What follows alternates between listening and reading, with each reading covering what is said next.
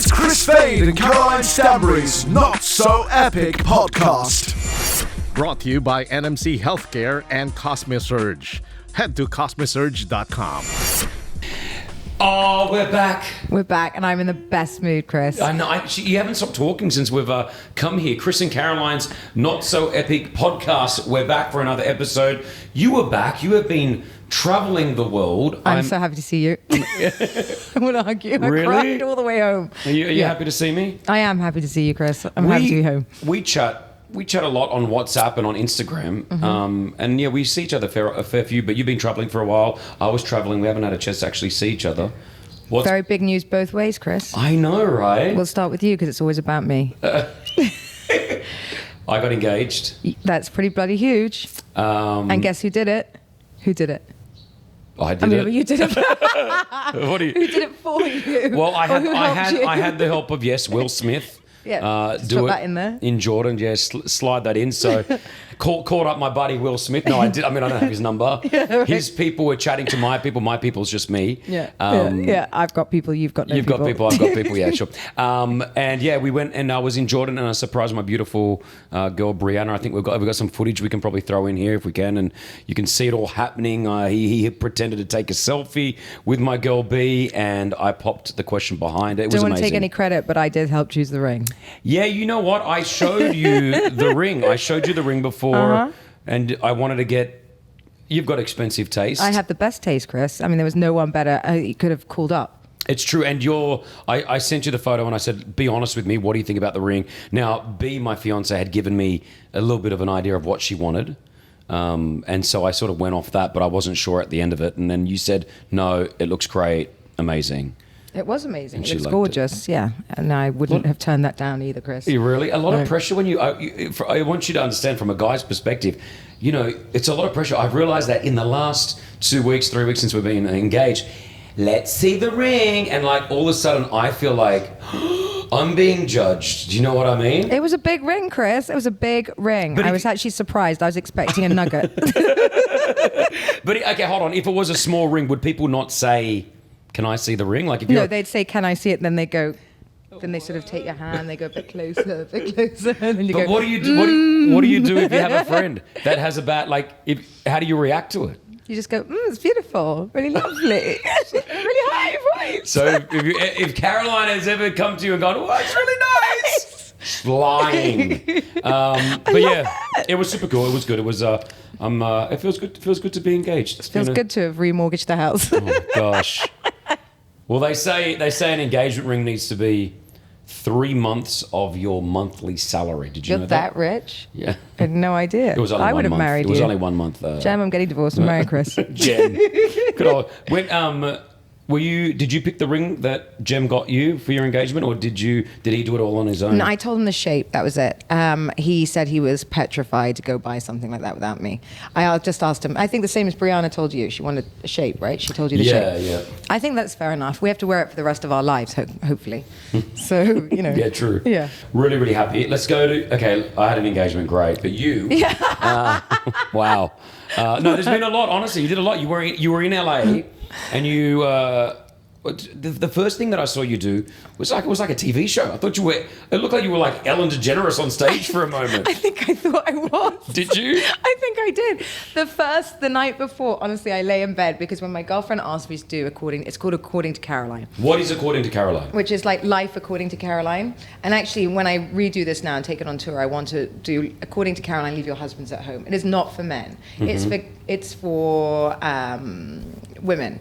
And it's for all things women. So love, sex, fashion, beauty, everything, lifestyle. And it was really funny. And I just got on there. I don't know what happened. I think I had an out-of-body experience, but it actually was quite funny. Yeah, I saw the footage of when you walked out, and I thought, I wonder if she's going to be nervous. And you just walked out like, woo! You were like, this is my moment, people. It was packed. It was packed. Sorry, you sold it out. Did you see all the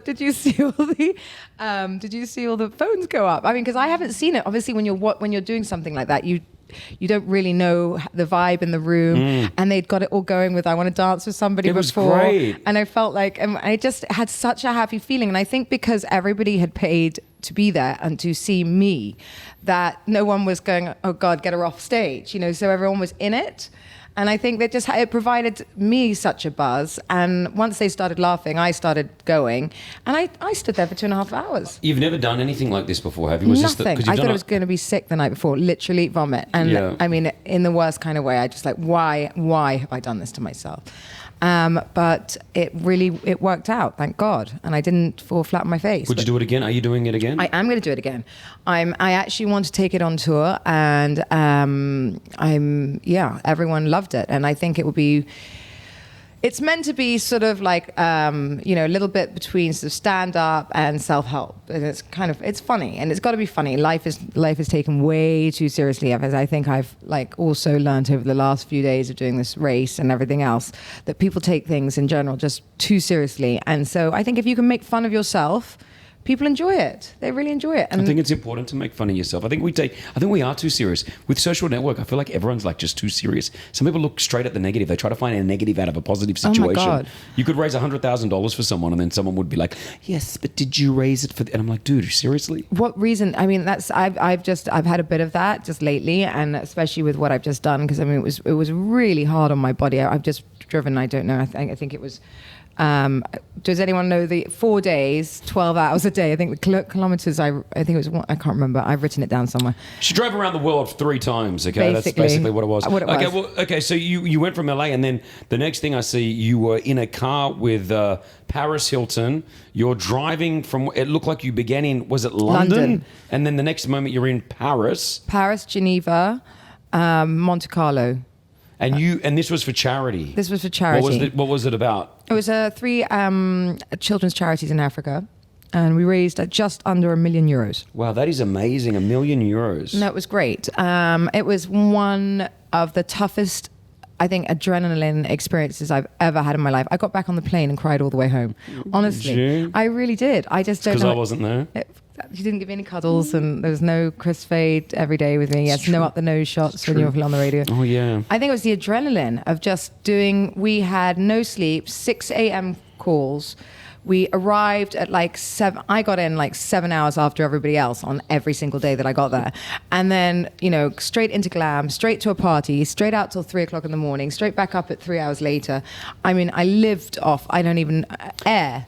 How many women were involved? 66 women. Yeah. And 66 women, but a lot of them had done it before, and everyone had a co-pilot. And I love Paris dearly, but the day before we set off, she did tell me she didn't have a driving license with her. So this is the aim of this is to drive across Europe. Yeah. And your co-pilot, you're supposed to be sharing the responsibility of driving. You do 3 hours, babe. I'll do 3 hours. All right, cool. The night before, Paris Hilton says, I don't have a driving license to drive in Europe. Well, no, she just said she didn't have the driving license with her. And so I was like, okay. And then she's like, well, I haven't driven that side of the road either. And I was like, okay.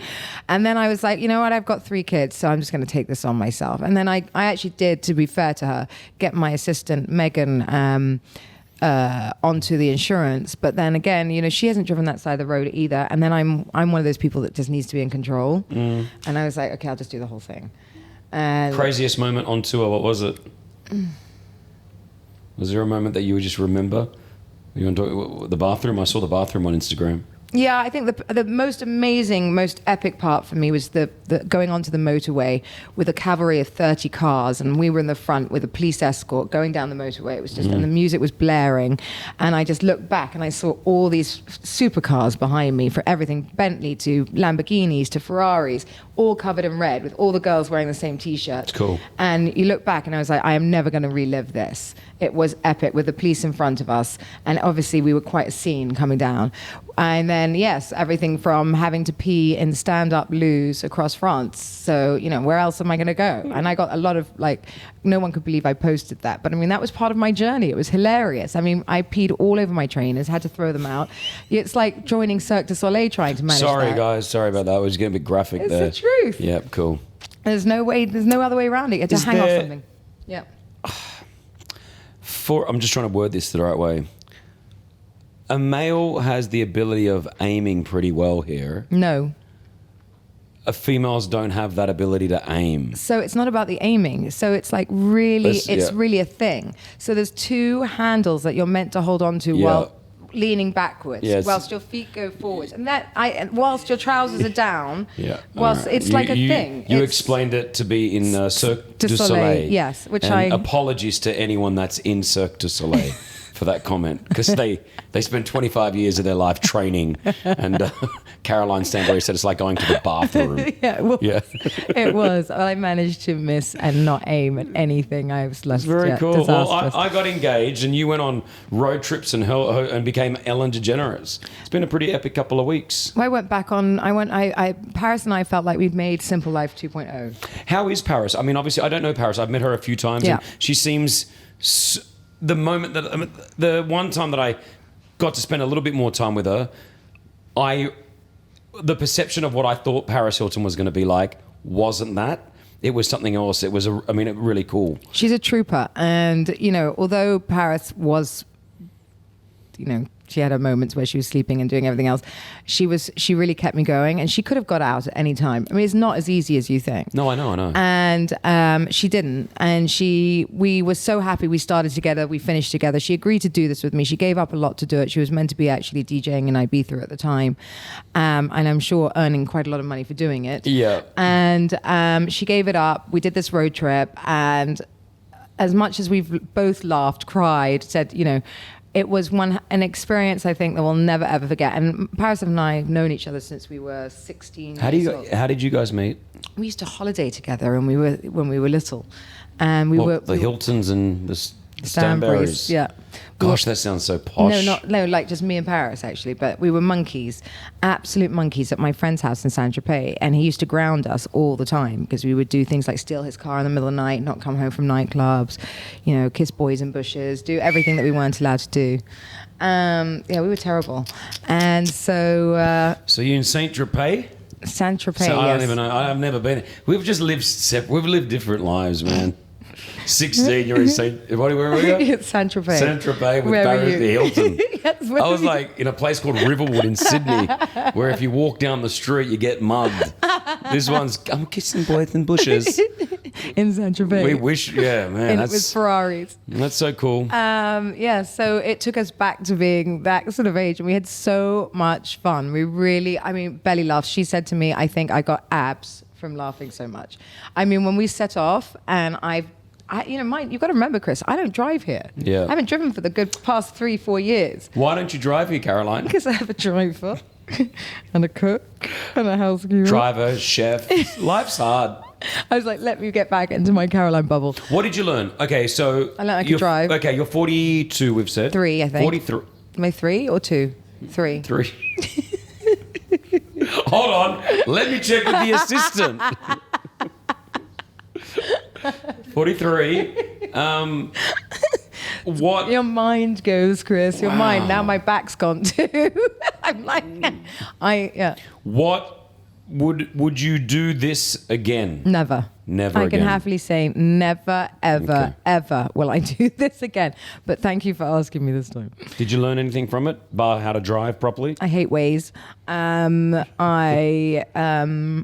the GPS navigation system? Yeah, no, actually, I love Waze. I but like Waze, I just love in Waze. case they ever sponsor the show. I love Waze. Okay. It's just they could tell me a little earlier when to turn. It would be really nice.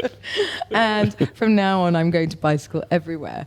And I love my life here in Dubai. You do? I almost snogged my driver when I saw him at the airport. You were like, get me back. Oh my God. Reality. Thank you. People that don't live in Dubai, if you're watching this from around the world on YouTube or Angami, Spotify, if wherever it is, iTunes, people that don't know the Dubai life, you do get Spoilt. You do. You become, and sometimes initially you rebel against it, and you're like, oh no, I'll be okay. And then the next thing you know, you got a driver, you got an amazing nanny, you've got a chef, and you sort of adapt to that life somehow, right? I know. I'm back. I said I'm back in the Caroline bubble. I'm kind of staying here now. Yeah. I mean, this was way too much. I map read, fed myself, lived in my car. Did you see 9 luggage in a G-Wagon? By the way, that's a great great, what do you call it, advertisement for G-Wagon. 9 luggage and us. we were on top of it. I saw it. I saw that there was someone at one stage was supposed to join you on the trip, but you said sorry.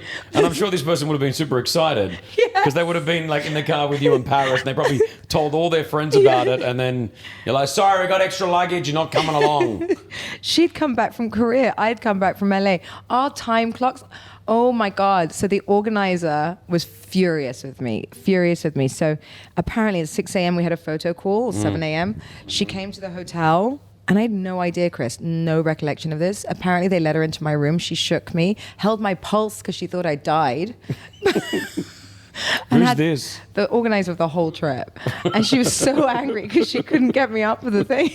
And you don't even remember this? I had no idea. She was telling the story at lunch, and I actually thought she was just telling a story. And then you're like, hold on, did that really happen? And she goes, no, it really happened. And she goes, because I know, survival, whatever. She goes, I honestly thought you died in your hotel room. And I was like, again, it's like why does everyone think I die everywhere I go? It's like, touch wood. That's marble or mirror. Yep, there we go. Touch my head is wood. Touch it. You're alive and we're happy. Yeah. Subscribe, follow, like. Please tell your friends. It's Chris and Caroline's Not So Epic podcast. It's been pretty epic. We've got to say thanks to all our guests already. That was a cute little one. I think we're done. Okay. Was it okay? Yeah. We're going to do another one, though. We're always going to keep doing these, right? Another one now? No, next week. Oh, yeah. And just one more thing. Nicole Scherzinger said that we ruined her entire writing because she said it was so funny. She had to watch all of it the whole time. That's fantastic. Yeah. I love that. You ruined Nicole Scherzinger's album. So if she doesn't have, if she doesn't have an album out, it's because I ruined it. This one right here. Because I was funny. You were what? Because we were so funny. You think so? Yeah. Okay. Yeah, I know so. They're funny. Chris and Caroline's Not So Epic podcast. We'll see you next week. It's Chris Fade and Caroline Stanbury's Not So Epic podcast. Brought to you by NMC Healthcare and Cosmesurge. Head to cosmesurge.com.